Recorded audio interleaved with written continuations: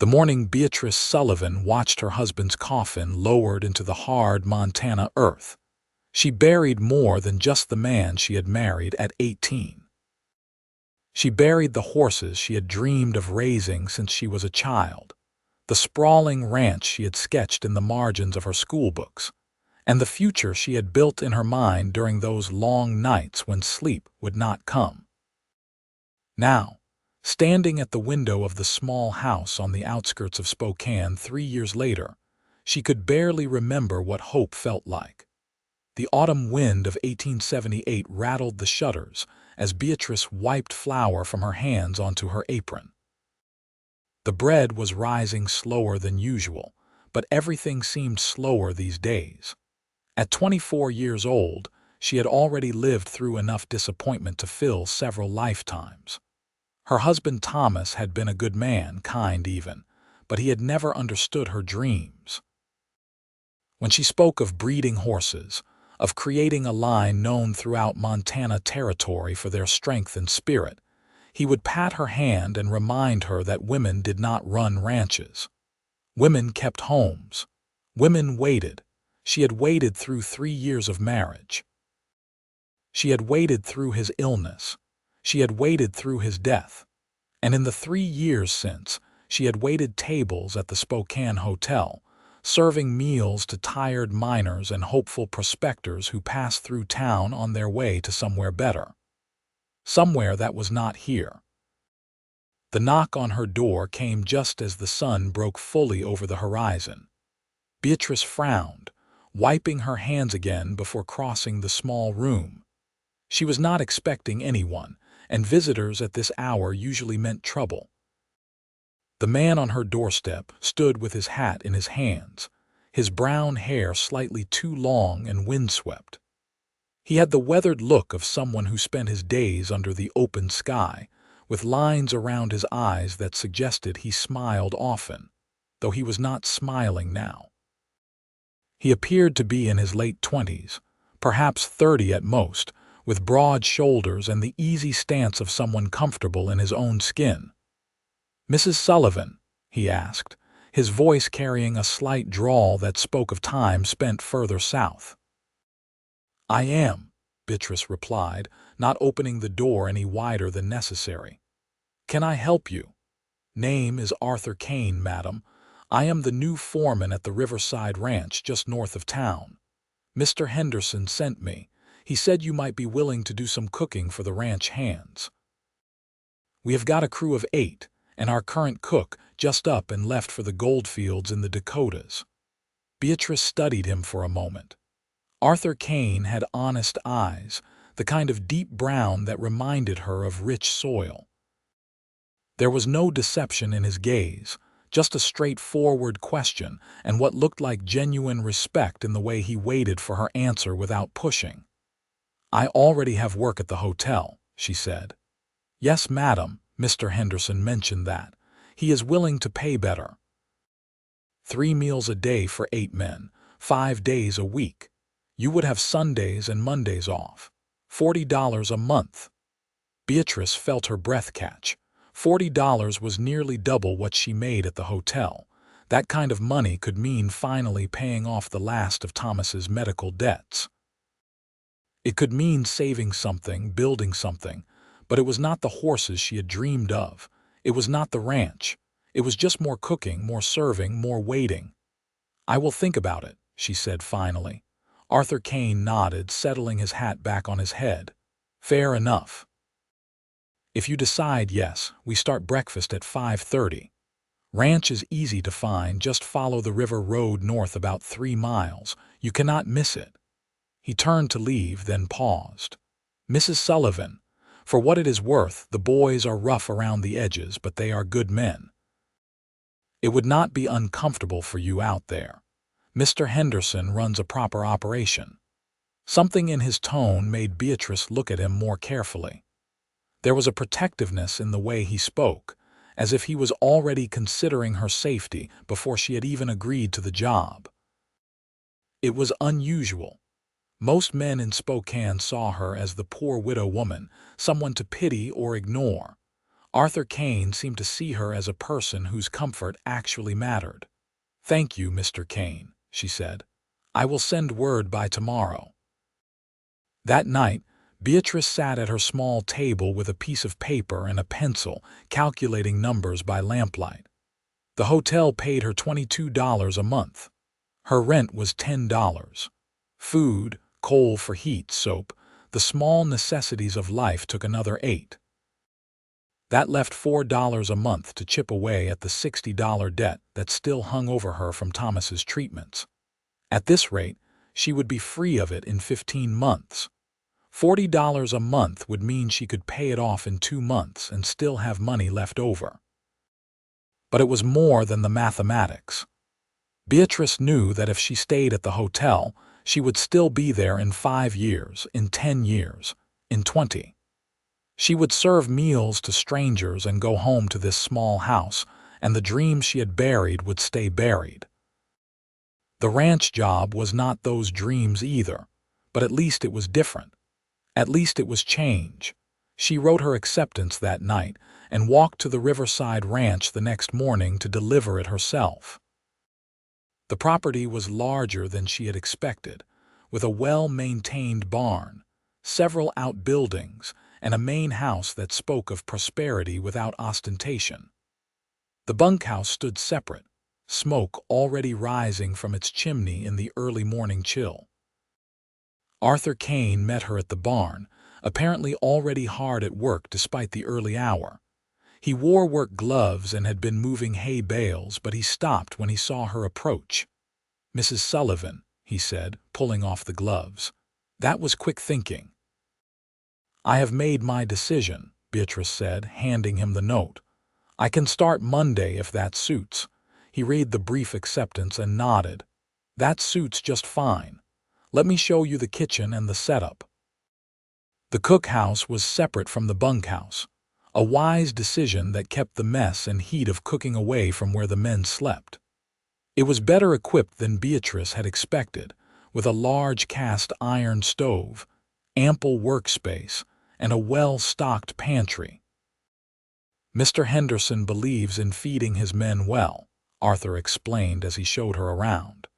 "He says a well-fed crew works twice as hard and complains half as much. Budget is generous. You make a list of what you need and we get it from town every week." "You said 8 men." Beatrice asked, already mentally planning meals.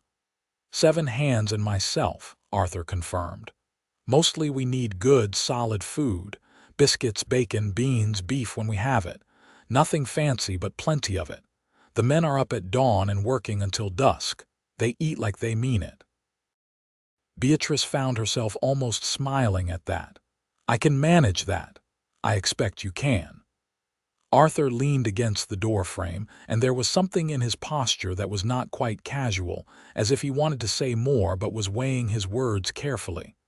"Mrs. Sullivan, may I ask you something personal?" She stiffened slightly. "That depends on the question. Mr. Henderson mentioned you had some experience with horses. He said before you were married you worked at a stable." Beatrice felt old pain flicker in her chest. "That was a long time ago." "Maybe so, but we have got a 2-year-old filly out in the east pasture that nobody can seem to get near. She is wild as the day is long, and Mr. Henderson is about ready to sell her off. I was thinking maybe, if you had time and inclination, you might take a look at her." "I cook, Mr. Kane." "That is what you are hiring me for." "Yes, madam, that is exactly right. I just thought maybe you might enjoy the change of pace. No pressure, just an offer." He straightened up, settling his hat. "Either way, we are glad to have you. I will see you Monday morning." Beatrice worked her last 3 days at the hotel in a strange state of distraction. She kept thinking about the kitchen at Riverside Ranch, about the generous food budget, about the strange kindness in Arthur Kane's eyes when he had asked about the horses. Nobody had asked her about horses in 3 years. After Thomas died, the few friends who had occasionally inquired about her dreams had stopped, as if her widowhood had made such questions inappropriate. as if dreams were only for women who had husbands to permit them. Her last evening at the hotel, the manager, Mr. Carlson, paid her with a few awkward words about understanding her decision. He was not a bad man, just indifferent, and Beatrice realized she would not miss this place at all. She would not miss the groping hands of drunk minors that she had to dodge, the meager tips, the way the kitchen heat made her head pound by evening. She would miss the regularity, perhaps, the safety of knowing exactly what each day would bring. But that was fear talking, not desire. Monday morning arrived cold and clear. Beatrice rose in darkness, dressed in her simplest work dress, and wrapped herself in a heavy shawl for the walk to the ranch. The river road was easy to follow, and by the time she arrived, the eastern sky was just beginning to lighten. Arthur Kane was already at the barn again. "Did the man ever sleep?" "Morning, Mrs. Sullivan," he called. "I got the stove going about 20 minutes ago. Should be hot enough to cook on now." "Thank you," Beatrice said, surprised by the consideration. She had expected to arrive to a cold kitchen and start from scratch. "Coffee is on too," he added.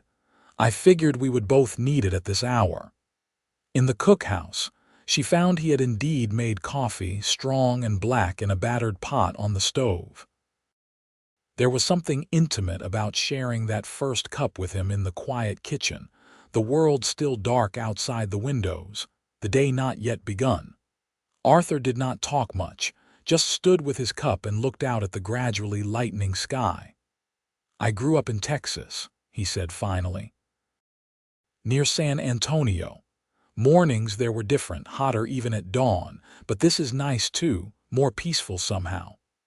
"What brought you to Montana?" Beatrice asked, measuring flour for biscuits. "Wandering, mostly. I worked ranches all through Texas and Colorado, then drifted north. Heard Montana had good rangeland and winters that would test your character." He smiled slightly. "They were right about the winters. And yet you stayed." "I did. Something about this country gets into you. The mountains, the big sky, the way everything feels possible out here." He paused. "You must feel that too, being from here." "I am from Kansas, actually," Beatrice said. "Came here with my parents when I was 14. My father heard about opportunities in the mining camps. He died in a shaft collapse my first winter here.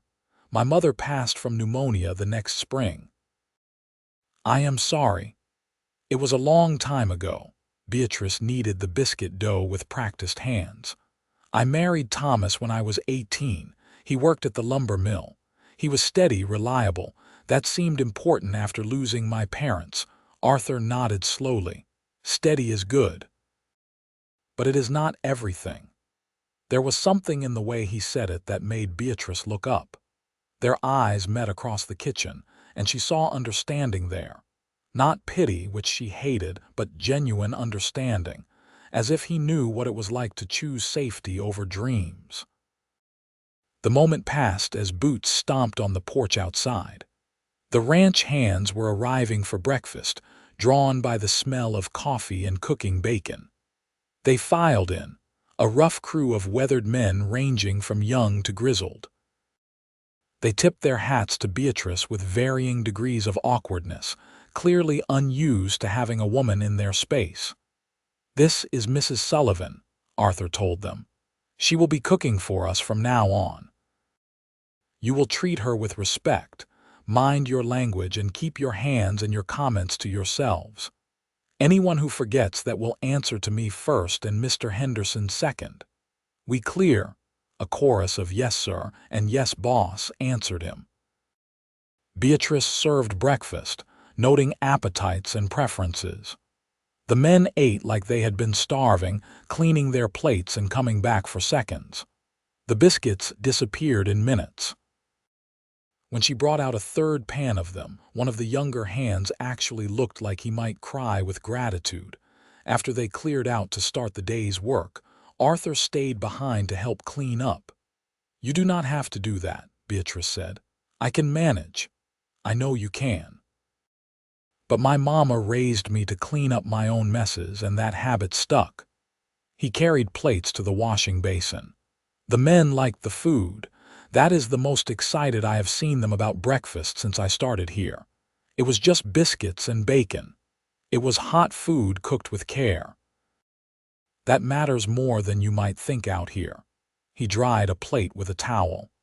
"Mrs. Sullivan, about that filly I mentioned. Would you consider at least taking a look at her? No obligation, just curiosity. I would be interested in your opinion." Beatrice hesitated. Part of her wanted to refuse, to keep that door closed, to protect herself from remembering what she had wanted before life taught her not to want anything. But another part, a part she had thought was dead, whispered that maybe just looking would not hurt. "After breakfast cleanup," she heard herself say. "I can spare a few minutes." The filly was in a pasture beyond the main barn, and Beatrice saw immediately why no one could get near her. The horse was beautiful, a dark bay with 4 white socks and a small star on her forehead, but she moved like a creature made of lightning and wind. When Arthur opened the gate, the filly snorted and wheeled away, putting the entire length of the pasture between them and herself. "She has been like that since Mr. Henderson bought her 6 months ago," Arthur explained. "The man who sold her said she was broke to ride, but that was clearly a lie. We have tried everything. She will not let anyone within 10 feet. Beatrice studied the filly, noting the way she held herself, the tension in her body, the wildness in her eye. But underneath the fear was something else. Intelligence. Spirit. The kind of spirit that could not be broken, only one. "She has been hurt," Beatrice said quietly. "Look at her right flank. See how she holds herself slightly away from that side. Someone used a whip on her, probably more than once." Arthur stepped up beside her, squinting at the horse. "I will be damned. I never noticed that, and her ears. She keeps them back even when she is calm. That means someone yelled at her, loud and often. She thinks humans are threats." Beatrice felt old anger rising in her chest, anger at people who broke things instead of building them. "She is not wild. She is terrified. Can anything be done? Maybe." Beatrice chewed her lip, years of buried knowledge rising to the surface like water from a well. "It would take time, patience. You would have to let her decide to trust you instead of trying to force it. Could you do it?" Beatrice turned to look at him. "Why do you care so much about one horse?" Arthur was quiet for a moment, watching the filly. "My father raised horses in Texas. Good horses, the kind people came from 3 counties over to buy. He had this way with them, this patience. He always said a horse that chose you was worth 10 that you broke to your will." He glanced at Beatrice. "He died when I was 19, kicked by a stallion that spooked. After that, my mother sold the ranch. I have worked cattle ever since, but I miss the horses. And when I see one like this with all that spirit being wasted because nobody has the time or the knowledge to help her, it bothers me. I am here to cook, Mr. Kane. I know, and you are welcome to just cook, but Mrs. Sullivan, I saw your face when you were watching her. You lit up. For just a moment, you looked like someone remembering how to be happy." His words hit harder than Beatrice expected. She turned away, blinking against sudden emotion. "I should get back. I need to start preparing dinner." "Of course." Arthur did not push, just closed the gate behind them and walked with her back toward the main buildings. But as they walked, he said quietly, "The offer stands. Anytime you want to work with her, you have permission. Mr. Henderson already agreed when I asked him this morning." Beatrice did not respond, but all through the preparation of dinner, she kept seeing the filly in her mind. The way she moved, the intelligence in her eyes, the wasted potential. That afternoon, she mentioned to Arthur that she would be back before dawn the next day to start breakfast preparation. "That is earlier than necessary," Arthur said. "You could come at 5 and still have plenty of time." "I know," Beatrice replied. but I thought I might spend some time with the filly before I start cooking, if the offer still stands." Arthur smiled, a genuine smile that transformed his entire face. "It stands, Mrs. Sullivan. It absolutely stands." The next morning, Beatrice arrived at the ranch in darkness so complete she could barely see the road ahead.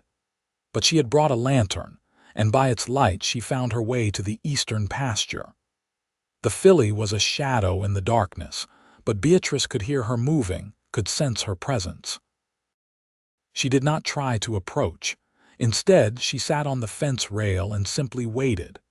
She had learned this from her grandfather in Kansas before he died when she was young. Horses were prey animals. They noticed everything, trusted nothing at first, but they were also curious. If you could become part of the landscape, if you could make yourself patient and still and unthreatening, eventually they would come to investigate. The sky lightened slowly. Beatrice sat and watched the world wake up. She thought about Thomas, about the life they had built together. It had not been a bad life. He had been kind to her, faithful, hardworking, but he had never asked what made her happy. He had never thought to wonder if she might want something beyond the small house and the waiting Arthur Kane had asked. This near stranger had somehow seen what Thomas had missed in 3 years of marriage. The filly did not approach that morning, but Beatrice had not expected her to. Trust was earned in inches, not miles. She cooked breakfast, served the men, and found that she was humming while she worked. Arthur noticed. "Good morning," he asked, helping carry out platters of fried eggs. "Peaceful morning," Beatrice corrected. "There is a difference." There is indeed. The pattern established itself over the following weeks. Beatrice would arrive early, sit with the filly for an hour, then cook breakfast. After the men left for their day's work, she would clean up, prepare for the next meal, and often find herself back at the pasture fence.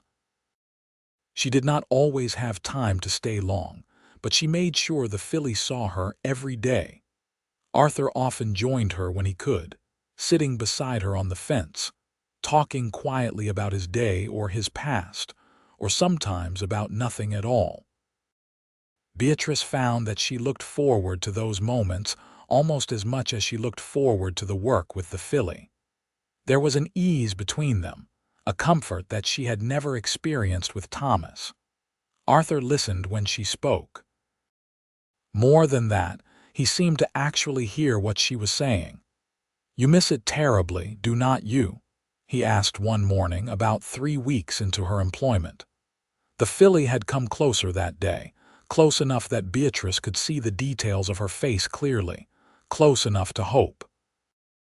"Miss what?" "Working with horses. Really working with them, not just watching from a fence." Beatrice considered lying, but what was the point? "Yes, I miss it every day. I used to imagine having a ranch of my own, breeding horses that people would want. Not because they were cheap or convenient, but because they were exceptional. Strong, smart, gentle with children, fierce when needed.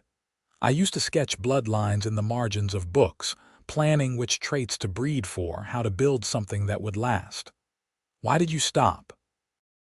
"Thomas thought it was foolishness. He said women did not run ranches, did not breed horses. He said I should focus on being a wife." Beatrice heard the bitterness in her own voice and tried to soften it. "He was not cruel about it. He just did not understand.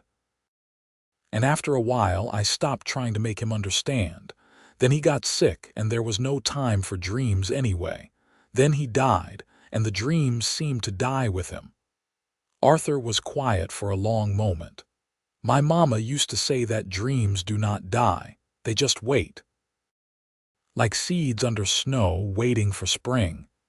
"Your mama sounds wise. She was, still is if the good Lord has not changed his mind about heaven." He smiled slightly. "Mrs. Sullivan, can I tell you something?" "Of course. You are the best cook we have ever had here. The men would mutiny if Mr. Henderson tried to replace you. But watching you with that filly these past weeks, I have seen more life in you than I bet you have felt in years. You are good at cooking, but I think you were meant for something more than being good at something. Meaning. Meaning you were meant for the horses. Anyone can see it, and it seems a terrible waste for you to bury that just because one man could not see your value. Beatrice felt tears prick her eyes. Even if you are right, what difference does it make? I have no money for land, no money for horses beyond that one filly. Dreams require resources, Mr. Kane, and I have none. Yet, Arthur said firmly, you have none yet, but that is not the same as never. That conversation stayed with Beatrice through the following days. She found herself thinking about it while she kneaded bread dough, while she stirred stew, while she sat on the fence watching the filly who now came within 5 feet of her before shying away. November arrived with the first real snowfall. Beatrice woke to find her small house surrounded by white, and for a moment she considered not making the journey to the ranch. But she thought of the men who would be working in the cold all day, thought of Arthur who had been nothing but kind to her, and most of all she thought of the filly who was expecting her now. The walk took longer in the snow, but she made it. Arthur met her at the cookhouse, concern on his face. You should have stayed home. We could have managed cold biscuits for one day. I am here now, Beatrice said, brushing snow from her shawl, and I am fine. You are stubborn, so I have been told. Arthur grinned. I meant it as a compliment. That day, after breakfast, Beatrice made her way to the eastern pasture despite the snow. The filly was standing near the fence as if she too had been waiting. When Beatrice approached, the horse did not flee. Instead, she stretched her neck forward, nostrils flaring, taking in Beatrice's scent. "Hello, beautiful girl," Beatrice murmured. "I am sorry I am late. The snow made the road difficult." The filly snorted softly. Beatrice stayed perfectly still, barely breathing. Then, in a moment that felt like prayer answered, the filly took one step forward and touched her nose to Beatrice's outstretched hand. The contact lasted only a second before the filly spooked backward, but it had happened. After 6 weeks of patience, the first bridge had been built. Beatrice made her way back to the cookhouse with tears freezing on her cheeks. Arthur was there, ostensibly checking on the firewood supply, but Beatrice suspected he had been watching for her. "She touched me," Beatrice said, the words tumbling out. "Just for a moment, but she did." "She is starting to trust." Arthur's smile was brilliant. "That is wonderful. That is truly wonderful, Mrs. Sullivan." "Beatrice," she said impulsively. "My name is Beatrice. I think after 6 weeks of cooking together and sitting on fences together, we can dispense with formalities." "Beatrice," Arthur repeated as if testing the name. "Then you should call me Arthur. Mr. Kane makes me feel like I am in trouble with a schoolteacher." They laughed together, and Beatrice realized with a start that she felt happy. Genuinely, uncomplicated happy. She could not remember the last time that had been true. The weeks that followed brought harder weather but deeper satisfaction. The filly, whom Beatrice had started calling Rosie after her grandmother, grew more comfortable with human contact. By mid-December, Beatrice could stand beside her, could run her hands along the horse's neck and flanks, could examine the scars that spoke of cruelty and neglect. "Someone hurt you terribly," Beatrice whispered one morning, her hands gentle on Rosie's side. "But that is over now. You are safe here. You are valued here." Arthur approached slowly, giving Rosie time to see him coming. The filly no longer panicked at his presence, though she still watched him carefully. "She has come so far," he said quietly. "You have a gift, Beatrice. It is not a gift, it is just patience and knowledge." "Maybe. But plenty of people have knowledge without having whatever it is you have. That thing that makes her trust you. She trusts me because I have not given her reason not to. That is all." "Is it?" Arthur moved closer, close enough that Beatrice could feel the warmth of him in the cold morning air. Or is it because she recognizes something in you? Something wounded that has learned to survive anyway? Beatrice turned to look at him, and the expression on his face took her breath away. There was tenderness there and respect and something else, something that made her heart beat faster. "Arthur," she started, then stopped, not knowing what to say. "I know it has not been very long," Arthur said. "I know you probably need more time. But Beatrice, I need you to know that I think you are remarkable. The way you are with Rosie, the way you are with everything. You deserve to have your dreams, not just watch them from a distance." "I am a widow with nothing to my name but debts and hope," Beatrice said. "What kind of prospect is that? The only one I want." Arthur reached out slowly, giving her time to pull away, and took her hand. His touch was warm despite the cold, calloused but gentle. "I am not saying we rush anything. I am just saying I would like the chance to court you properly. To take you to dinner in town, to walk with you, to get to know you beyond these early mornings and hurried conversations." Beatrice looked at their joined hands, at the solid reality of his fingers entwined with hers. Part of her wanted to pull away, to protect herself from the possibility of hurt. But a larger part, the part that had been waking up over these past months, wanted to lean in, wanted to trust, wanted to try. "I would like that," she said quietly. "I would like that very much." Christmas came to the Riverside Ranch with surprising warmth despite the snow that blanketed everything. Mr. Henderson, the ranch owner whom Beatrice had barely met, emerged from his main house to announce that he was giving all his hands a bonus and a feast on Christmas Eve. Beatrice found herself in charge of cooking a meal for not just the ranch hands, but also Mr. Henderson, his wife, and several neighboring ranchers who had been invited. She threw herself into the preparations, determined to create something special. Arthur helped where he could, fetching supplies from town, carrying heavy pots, and generally being more present than necessary. "You do not have to hover," Beatrice told him as she rolled out pie dough. "I am not going to collapse from exhaustion. I know, but I like watching you work. You get this focused expression, like nothing else in the world exists except what you are creating." Arthur leaned against the counter. "Also, I am hoping to steal bits of pie crust when you are not looking. I am always looking. Are you?"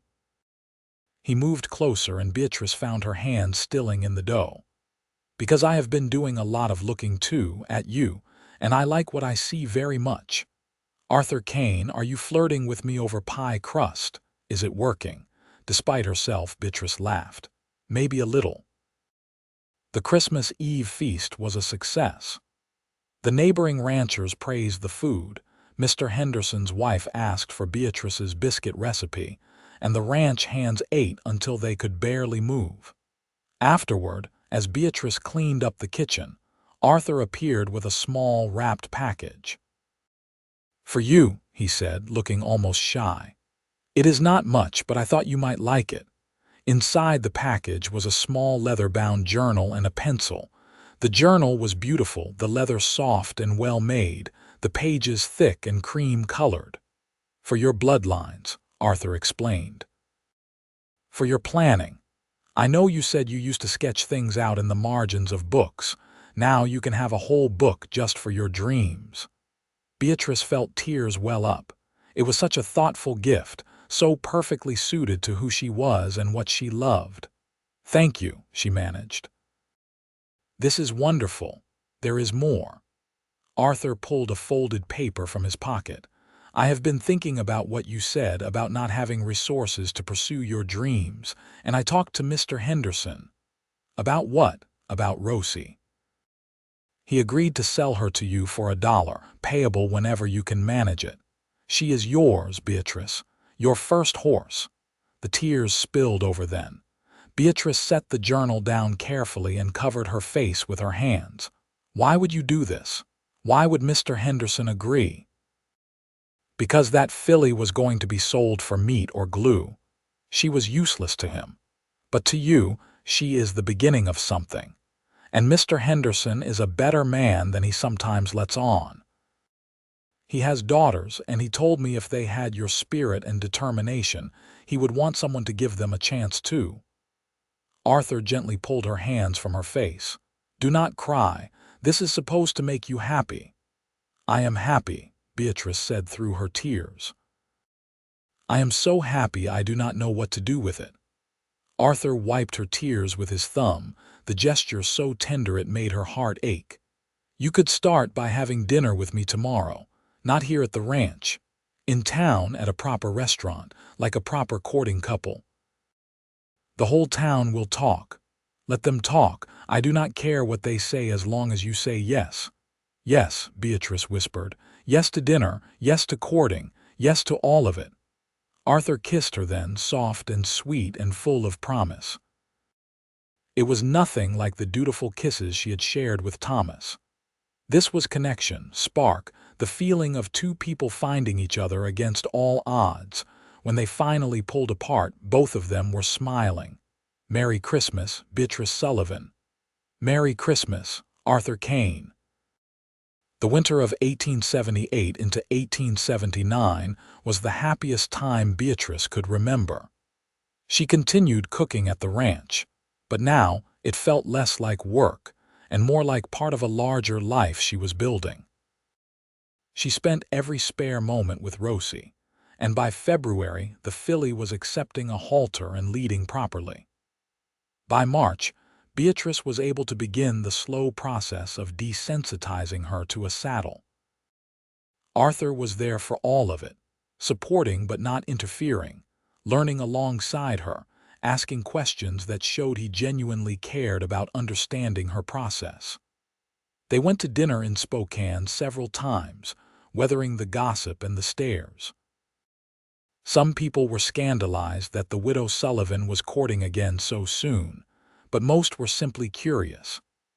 By spring, the sight of Arthur and Beatrice walking together had become commonplace enough to be unremarkable.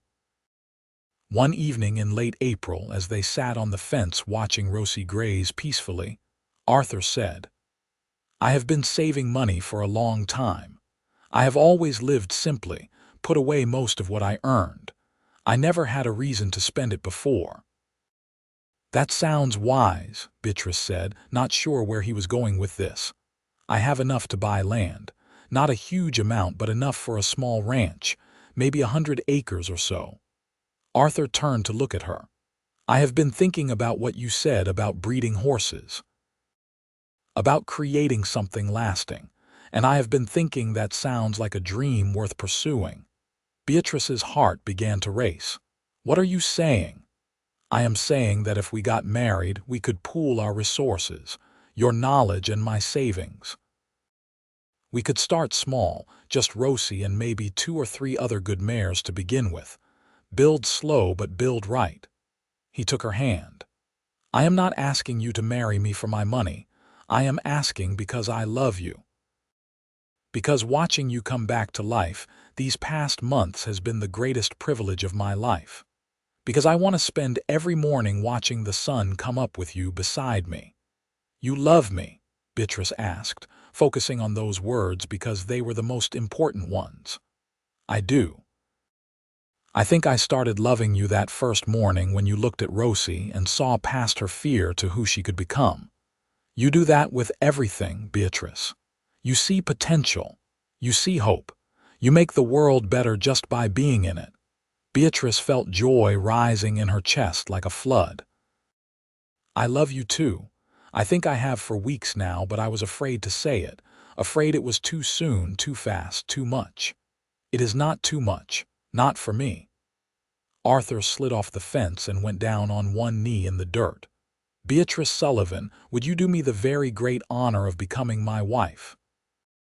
Of building a life and a ranch and a whole herd of extraordinary horses with me? Yes, Beatrice said, laughing and crying at the same time. Yes, absolutely yes. They married in June of 1879, a small ceremony at the church in Spokane with Mr. and Mrs. Henderson as witnesses. Beatrice wore a simple blue dress that Arthur said made her eyes look like the Montana sky. Arthur wore his best suit and could not stop smiling the entire day. Mr. Henderson, as a wedding gift, gave them 3 additional horses from his own stock, 2 mares and a young gelding. "Start your breeding program right," he said gruffly. "And when you have horses to sell, I will buy from you first." They found land south of Spokane, 120 acres with a creek running through it and good grazing. It had a small house that needed work and a barn that needed more work, but to Beatrice it looked like heaven itself. They moved in August, spending their days repairing buildings and clearing land, their nights planning the future by lamplight. Beatrice filled the journal Arthur had given her with sketches and notes. Rosie was coming along beautifully, now accepting a rider and showing the intelligence and tractability that Beatrice had always known was there. The other mares were older but proven, with good bloodlines and calm temperaments. "If we breed Rosie to Henderson's stallion next spring, we could have our first foal by early 1881, Beatrice said one night, her head on Arthur's shoulder as they sat on the porch. The other 2 mares could be bred this fall. "So in 2 years, we would have 3 foals?" Arthur asked. 3 foals that would be trained properly from birth. 3 horses that would never know fear or abuse. 3 horses that would carry our reputation. Beatrice tilted her head to look at him. "Is this really happening? Are we really doing this?" "We really are." Arthur kissed her forehead. "How does it feel?" "Terrifying. Wonderful. More right than anything I have ever done." The first winter on their own land was hard.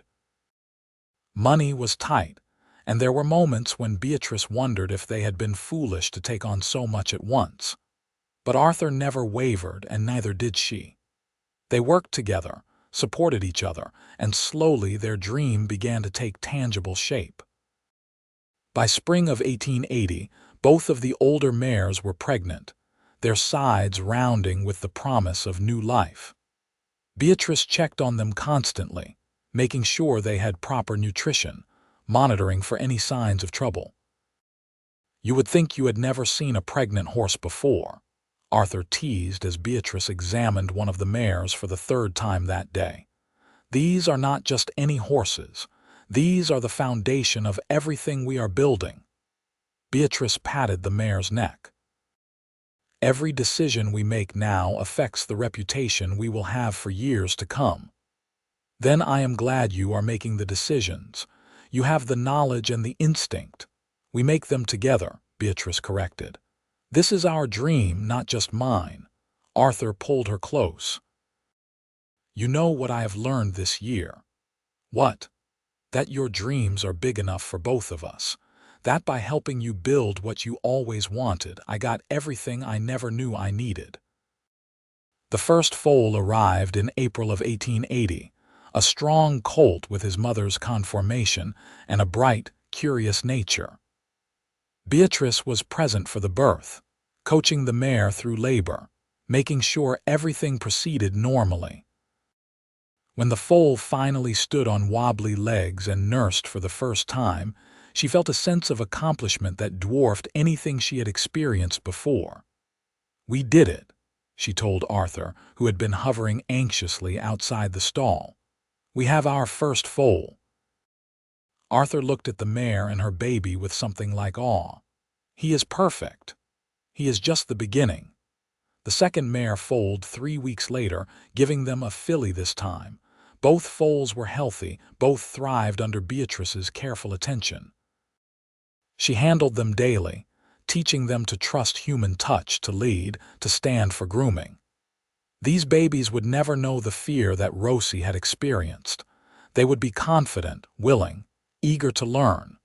Word began to spread about the Kane Ranch and their horse breeding program. Neighbors stopped by to see the foals, impressed by how well-mannered they were despite their youth.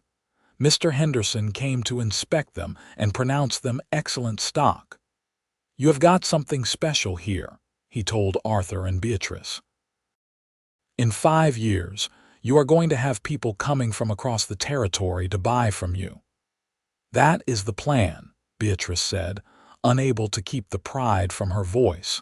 By the fall of 1880, Beatrice realized she was pregnant. The realization came with mixed feelings. She was thrilled at the prospect of a child, of starting a family with Arthur. But she also worried about what pregnancy and motherhood would mean for the horses, for the work they had only just begun. "We will figure it out," Arthur assured her when she confessed her fears. "You do not have to do everything alone. I can handle more of the physical work, and we will hire help if we need to. You do not think I am being selfish, wanting the horses and a child. I think you are allowed to want everything, Beatrice, and I think you are capable of having it all too. You are the strongest person I know." Their son was born in May of 1881, arriving with a lusty cry and a full head of dark hair. They named him William, after Arthur's father.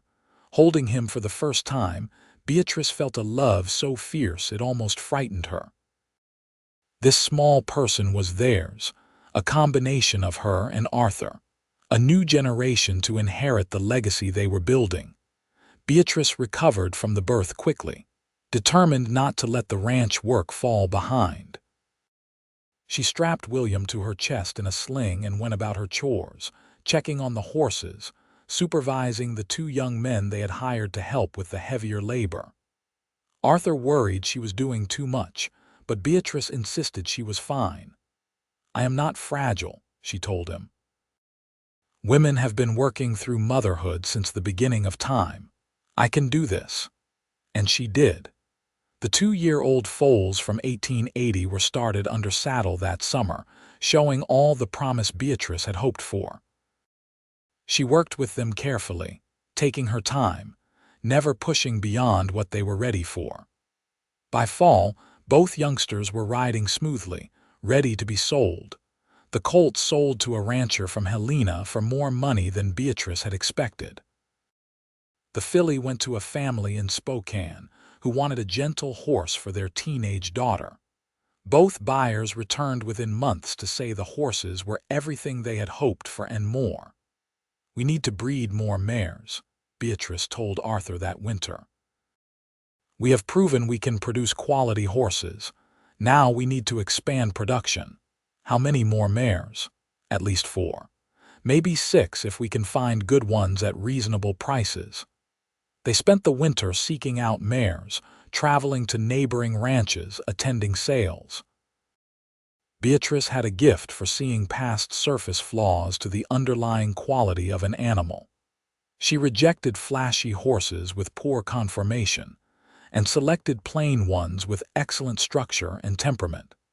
By spring of 1882, they had added 5 more mares to their breeding program. The barn was full, the pastures were busy, and Beatrice was happier than she had ever imagined possible. She was living the dream she had thought was dead, and she was doing it beside a man who loved and supported her completely. William was growing into a cheerful, active toddler who loved the horses almost as much as his mother did. He would toddle around the barn, fearless and curious, and Beatrice saw her own passion reflected in his eyes. "He is going to be a horseman," Arthur said, watching William pat the nose of one of the gentle mares. "He is going to be whatever he wants to be," Beatrice corrected. "But yes, I hope he loves the horses. This will all be his someday, his and whatever brothers or sisters he might have." "Are you thinking about another baby already?" Beatrice smiled. "Maybe, are you? I would be happy with a dozen children if they are all like William." Arthur pulled her close. "But mostly I am just happy.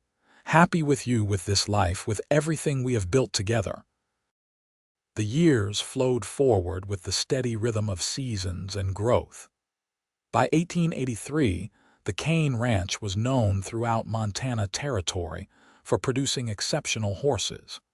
Buyers came from miles away, willing to pay premium prices for animals trained with Beatrice's patient methods. Every horse that left their property carried a piece of their reputation, and every one of them enhanced it. Rosie, the filly who had started it all, had matured into a magnificent mare. Her first foal, born in 1882, was the finest horse Beatrice had ever produced. The colt, whom they named Star for the white marking on his forehead, showed exceptional intelligence and athleticism. "I am not selling this one," Beatrice declared when Star was 6 months old. "He is going to be our foundation stallion."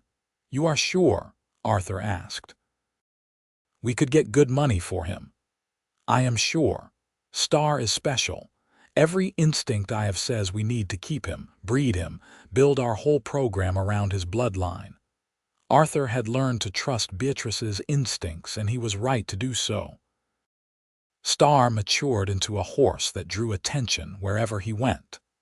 By the time he was 4 years old and ready to begin his breeding career, they had a waiting list of mare owners wanting to breed to him. The breeding fees brought in substantial income, allowing them to purchase more land, improve their facilities, and hire additional help. The small ranch they had started with had grown into a thriving operation. Their family had grown too. A daughter, Alice, was born in 1883, followed by another son, James, in 1885. The house was full of laughter and chaos, the pastures full of horses. Beatrice moved through it all with a sense of profound gratitude. She had not just gotten her dreams back, she had exceeded them. One evening in the summer of 1886, as Beatrice and Arthur sat on the porch watching their children play in the yard while the horses grazed in the pastures beyond, Beatrice said, "You remember that first morning at Riverside Ranch, when you asked me about horses, and I told you I just cooked? I remember. I remember thinking how sad that was, that you were denying something so obviously important to you. I was so certain that part of my life was over, that I had to accept being small, being safe, being nothing more than what other people allowed me to be." Beatrice reached for Arthur's hand. "Thank you for not letting me stay that way. Thank you for seeing who I could be and giving me space to become her." "I did not give you anything, Beatrice. You did this yourself. I just made sure you had the opportunity." "You gave me more than opportunity. You gave me partnership. You gave me love. You believed in my dreams even when I had stopped believing in them myself."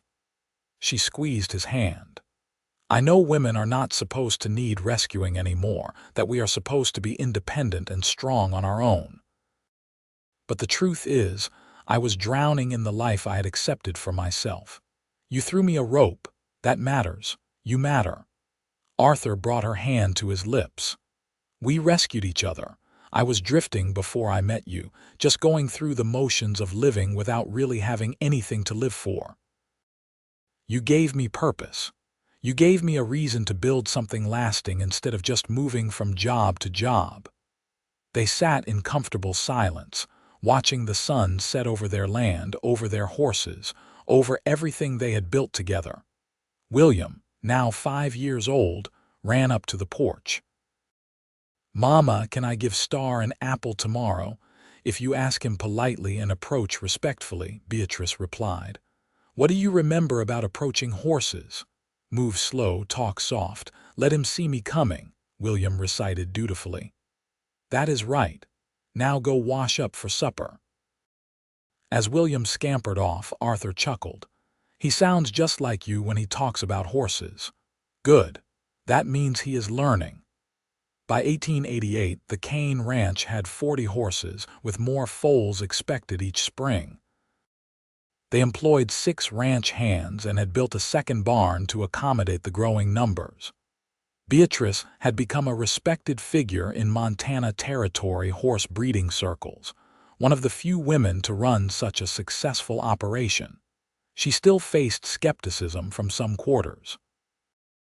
There were men who refused to do business with her because of her gender, who thought Arthur must be the real brains behind the operation. But those men were becoming fewer each year as the reputation of Kane horses spread. Quality spoke louder than prejudice eventually. Star's foals were starting to make their mark too, showing the exceptional temperament and ability that Beatrice had bred for. Several had won competitions in Spokane and Helena, bringing even more attention to the ranch. One afternoon, a well-dressed man arrived from Wyoming, seeking to purchase a 3-year-old mare for his daughter. Beatrice showed him their available horses, explaining the training and background of each one. "Your husband must be very proud of what you have accomplished," the man said as they walked through the barn. "He is," Beatrice replied. "Just as I am proud of what he has accomplished. We are partners in all of this."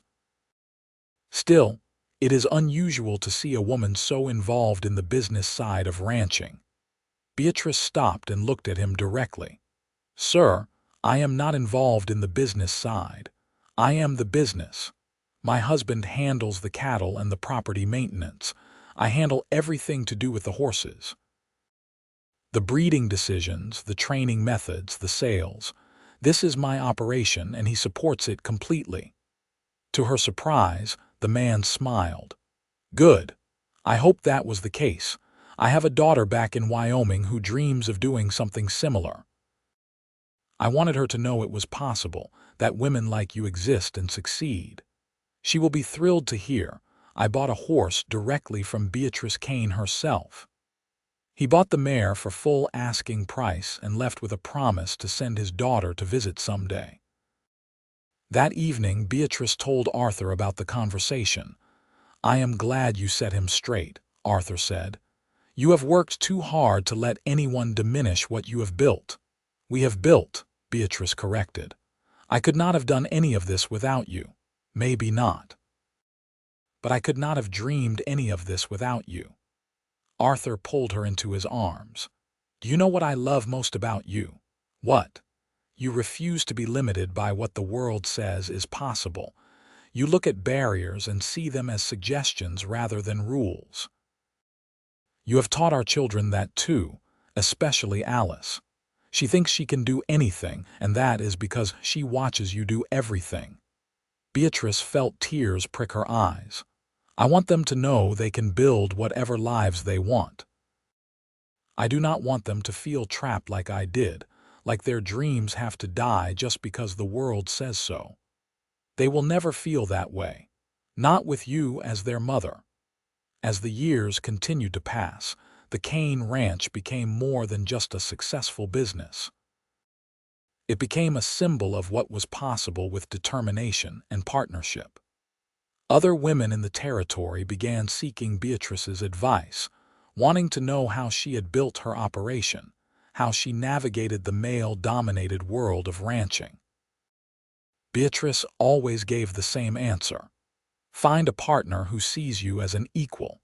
Never compromise on your vision, and be willing to work harder than anyone expects you to."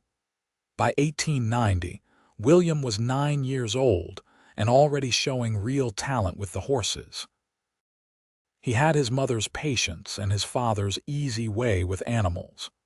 Beatrice had begun teaching him the finer points of training, knowing that someday this would all be his responsibility. Alice, at 7, was more interested in the business side. She liked calculating costs and profits, keeping records, managing the accounts. James, at 5, was still too young to show clear preferences, but he loved being outside with the horses, helping feed them and brush them.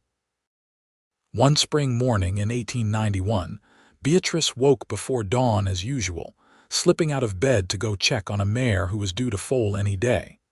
She found Arthur already in the barn, sitting outside the foaling stall. "Could not sleep?" she asked, settling beside him on the hay bale. "I wanted to check on her. You have been worried about this one." Beatrice had been worried. The mare was older and this was her first foal. There was always more risk with older first-time mothers. "I am glad you are here." They sat together in the quiet barn, watching the mare pace restlessly in her stall. These moments, Beatrice thought, were just as important as the dramatic ones. These quiet hours of waiting, of supporting each other, of being present. This was partnership. This was love. The mare foaled just after sunrise, delivering a strong filly with minimal intervention. Beatrice helped clean the foal while Arthur stayed with the mare, murmuring encouragement. Within an hour, the foal was standing and nursing, already showing the alert intelligence that marked all Kane horses. "Another good one," Arthur said, watching mother and baby with satisfaction. "Another piece of the future," Beatrice agreed. That summer brought the Montana Territory Agricultural Fair to Spokane, with a major horse show component. Beatrice had been reluctant to enter, never having been interested in competition for its own sake. But Arthur convinced her that winning ribbons would further enhance their reputation and bring in more business. "You have the best horses in the territory," he argued. "Why not prove it officially?" So Beatrice entered Star in the stallion class and two of their younger horses in the riding divisions. She spent weeks preparing, making sure the horses were in peak condition, their training polished to perfection. The day of the show, the entire family went to Spokane to watch. Beatrice rode Star herself in the stallion class, putting him through his paces with the same quiet confidence she brought to everything. Star performed beautifully, his movement fluid and powerful, his temperament calm despite the chaos of the fairgrounds. When the judge announced Star as the grand champion stallion, Beatrice felt vindication sweep through her. Not because she needed validation from judges, but because this proved what she had always known. Patience and proper breeding produced exceptional horses. Her methods worked. The other two horses also placed well, bringing home ribbons that Arthur promptly displayed in the barn. "Everyone needs to know they are buying from a champion breeding program," he explained. The publicity from the fair brought even more business. By 1892, they had more requests than they could fill, with buyers sometimes waiting a year or more for a Kane horse. Beatrice could afford to be selective about where their horses went, refusing to sell to anyone she felt would not provide proper care. "You are turning down money," one of their ranch hands said in bewilderment after Beatrice refused a sale to a wealthy man from Helena. "I am protecting our reputation," Beatrice replied. "That man wanted a horse to show off, not to partner with. Our horses deserve better than being someone's status symbol." Arthur backed her completely, as he always did. "She knows what she is doing," he told the hand. "Trust her judgment." That fall, Beatrice realized she was pregnant again. The pregnancy was unexpected but welcome. At 38, she knew this would likely be her last child. She felt a nostalgic tenderness about it, remembering William as a baby, the way each of her children had brought new joy to their lives. The baby, another boy they named Robert, was born in April of 1893. He was a calm, content infant who seemed to fit seamlessly into the busy household. William, now 12, was already a real help with the horses.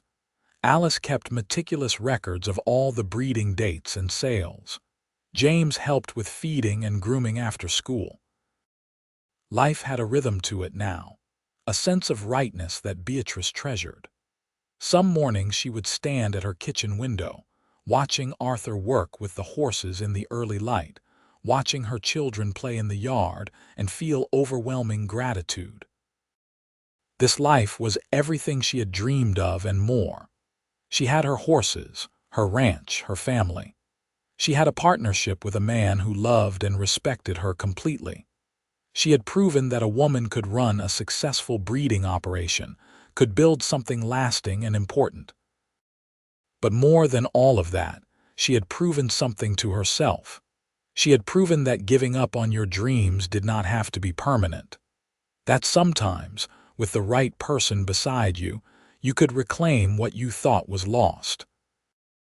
You could build something even better than what you had originally imagined. One evening in the summer of 1895, Arthur found Beatrice in the barn, checking on the latest crop of foals. She was standing at the fence of the nursery pasture, watching 6 foals play in the fading light. "They are beautiful," Arthur said, coming to stand beside her. "They are," Beatrice agreed. "Every year I think they cannot get any better, and every year I am proven wrong. That is because you keep improving your breeding decisions. You learn from each generation and apply that knowledge to the next." Arthur put his arm around her shoulders. "You know what tomorrow is?" "Tuesday," Beatrice guessed. "Tomorrow is 16 years to the day since I knocked on your door and offered you a job cooking for ranch hands." Beatrice turned to look at him in surprise. "You remember the exact date?" "Of course I do. It was the day my life really started. Everything before that was just waiting to meet you." Arthur smiled. "I have been thinking about it, about how much has changed. You were so sad that morning, Beatrice. So resigned to a small life. Do you remember?" "I remember," Beatrice said softly. "I remember thinking I had nothing left to hope for, that the best I could expect was to survive, not to actually live. And now I have everything, more than I ever dreamed possible. A husband I love, children who bring me joy, horses that are known across the territory, land that is ours." Beatrice leaned against him. "You gave me all of this." "No, love, I just gave you the chance. You built everything else yourself, with your knowledge and your determination and your refusal to stay broken." "We built it together," Beatrice insisted. "Every piece of this life, we built it together. That is what makes it so perfect." They stood watching the foals, until darkness made it impossible to see them clearly. Then they walked back to the house together, hand in hand, passing the barn where Star looked out from his stall, passing the pastures full of horses that carried their legacy, passing through the life they had built from hope and hard work and love. By 1898, William was 17 and taking on more responsibility at the ranch.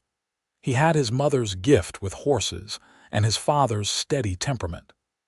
Beatrice had begun to step back slightly, letting William handle more of the training, trusting him to carry on the methods she had developed.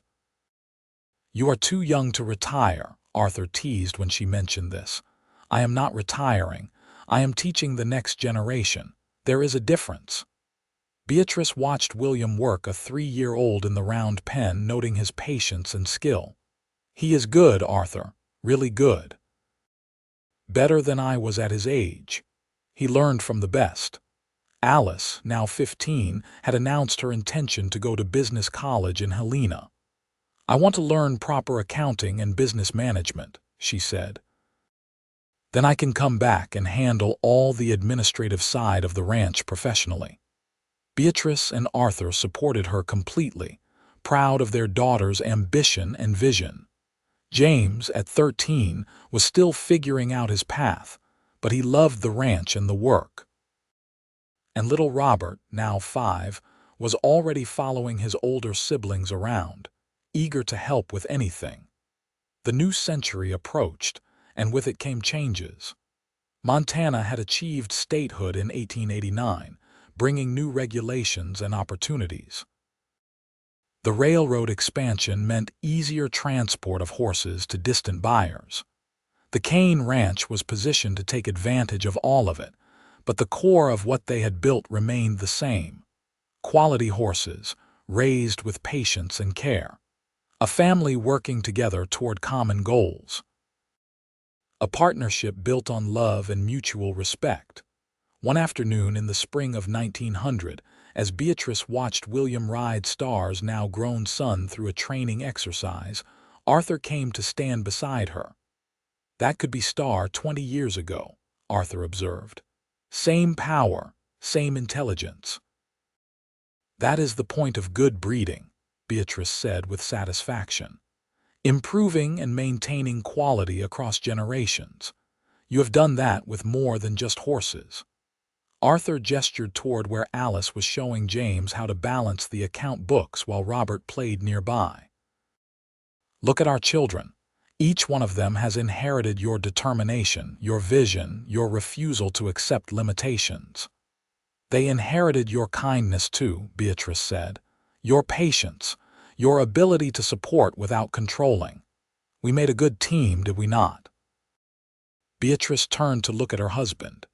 He was 52 now, with silver threading through his brown hair and deeper lines around his eyes. But to her, he was still the man who had seen her drowning and thrown her a rope. The man who had listened when she talked about horses, who had helped her reclaim dreams she thought were dead. The best team, she agreed. The very best. That summer brought a buyer from as far away as Oregon, seeking Kane horses for his own breeding program. The man spent 3 days at the ranch, studying their horses, asking detailed questions about bloodlines and training methods. Before he left, he made a substantial offer for 3 mares and a young stallion. Your reputation extends further than you know, he told Beatrice as they finalized the sale. People throughout the West talk about Kane horses, about their temperament, their trainability, their soundness. What you have built here is remarkable. After he left, Beatrice found herself in the barn, standing in Star's stall, running her hands along the stallion's neck. He was 18 now, getting older but still magnificent. Still the foundation of everything they had built. You started all of this, she told him softly. You and Rosie. 2 horses that nobody wanted, that everyone had given up on. Look what you became. Look what we all became. Star nuzzled her shoulder gently, and Beatrice smiled. That evening, the whole family gathered for dinner, something they tried to do at least a few times a week, despite their busy schedules. The conversation was lively, full of plans and reports about the day's work. Alice talked about a new system she wanted to implement for tracking bloodlines. William described a breakthrough he had made with a difficult young horse.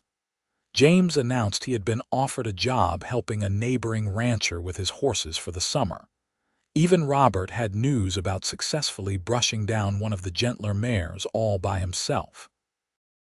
Beatrice looked around the table at her family, at the life they had built together, and felt peace settle over her like a warm blanket.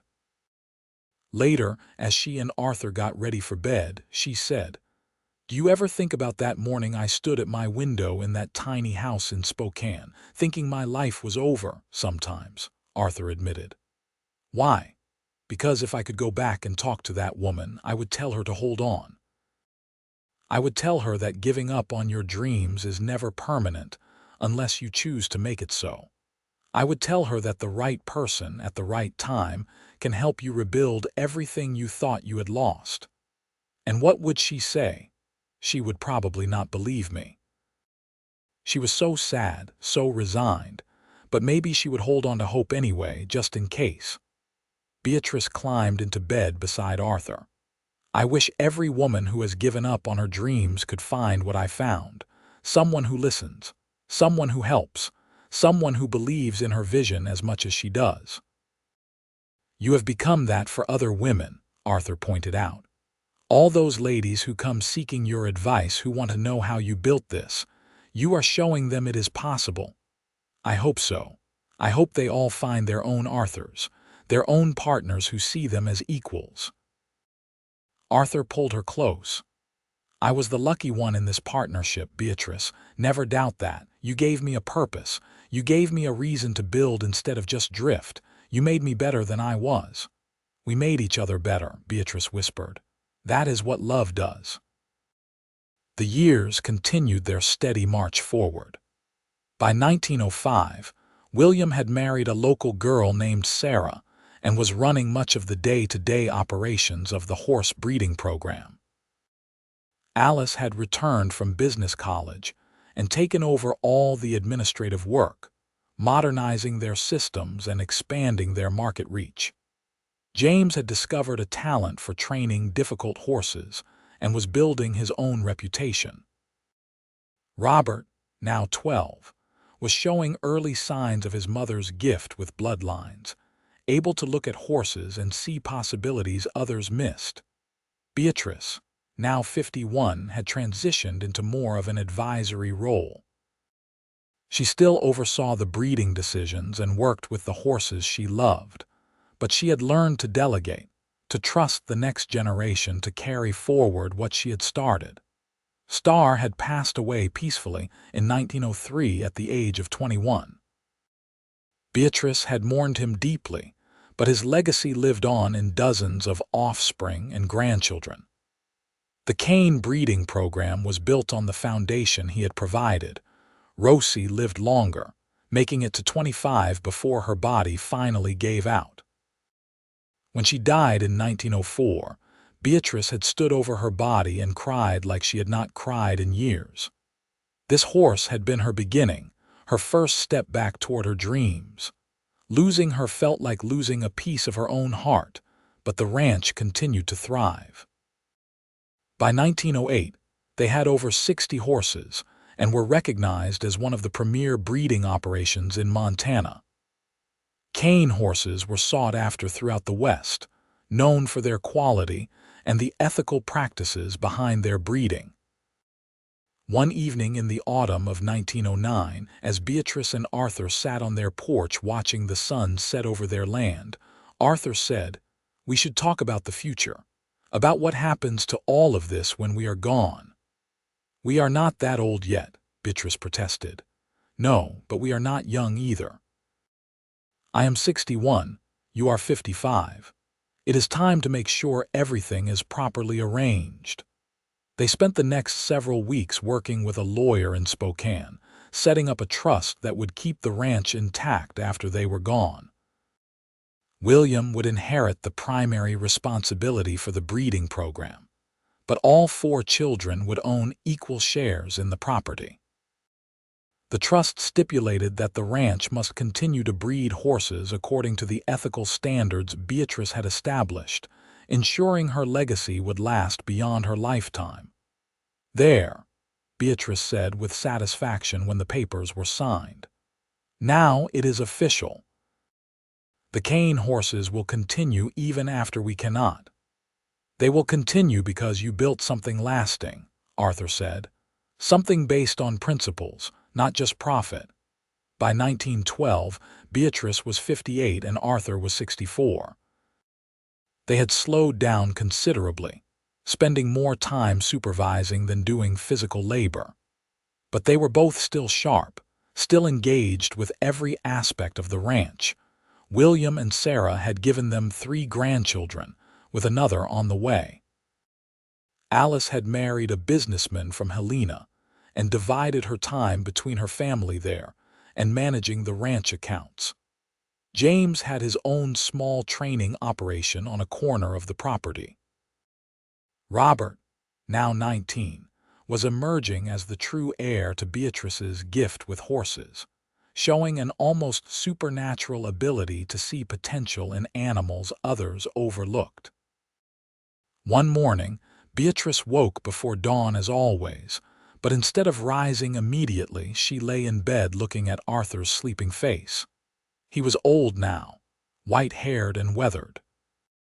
But to her, he was still the young man who had knocked on her door 33 years ago and offered her not just a job, but hope.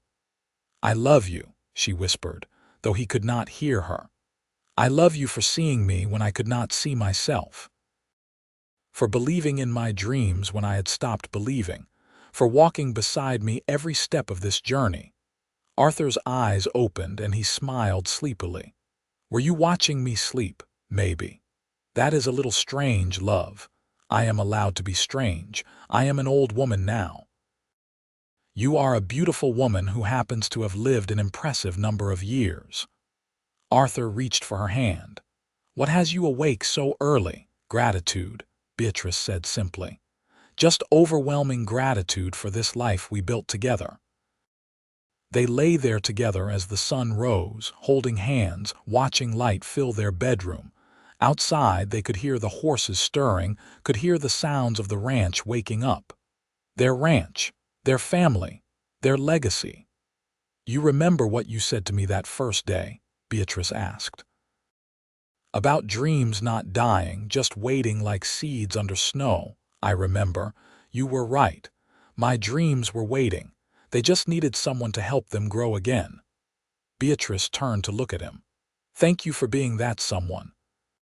Thank you for every morning, every day, every year we have had together. The privilege was mine, Arthur said softly. Watching you bloom has been the greatest honor of my life. They rose and dressed, ready to face another day on the ranch they had built from hope and hard work and love. As they walked to the barn together, their grandchildren already playing in the yard, the horses waiting for their morning care, Beatrice felt complete. She had reclaimed her dreams, yes, but more than that, she had built a life worth living. She had proven that giving up was never permanent, that with the right partner and enough determination, anything was possible. The widow who had thought her life was over at 21 had become a successful businesswoman, a mother, a grandmother, and a pioneer in her field. She had not done it alone. Arthur had been beside her every step, supporting her, believing in her, helping her when she needed it and stepping back when she did not. Together, they had built something that would last long after they were gone. Not just a ranch or a breeding program, but a testament to the power of partnership, of love, of refusing to let dreams die.